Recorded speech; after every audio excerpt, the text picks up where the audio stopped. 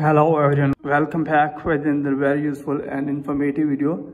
In this video, I'll show you if your iPhone stock is on Apple logo and it's not turning on, then here in this video, I'll show you how you can turn on your iPhone device if it's stuck on Apple logo and it's not turning on. So in this video, I'll tell you the solution through which you can easily fix this problem. So first of all, here you'll have to force restart iPhone device by tapping on the volume up button, then volume down, and here press the power button until Apple logo appears on your iPhone or iPad device.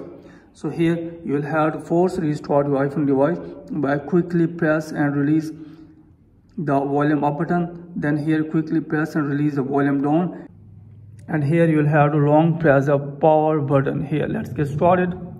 So here you will have to quickly press and release the volume up button, then volume down, then here you will have to long press the power button until Apple logo appears on your iPhone or iPad display.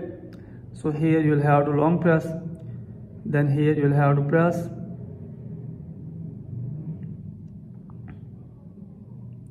hold your thumb or finger until Apple logo appears. Now you will have to release your finger.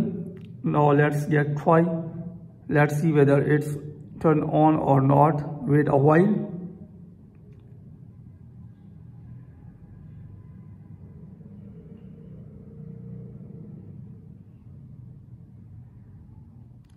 So here you can see that now the iPhone device has been restored and it's on.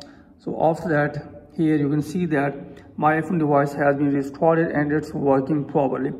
So in this way you can fix this problem. If your iPhone device is stuck on Apple logo and it's not turning on, you can easily fix this problem by this method. So that's it from this video. Hopefully you like this video. If you like this video, then please subscribe my channel and also press the bell icon so that you can get my all upcoming videos. Thanks for watching this video.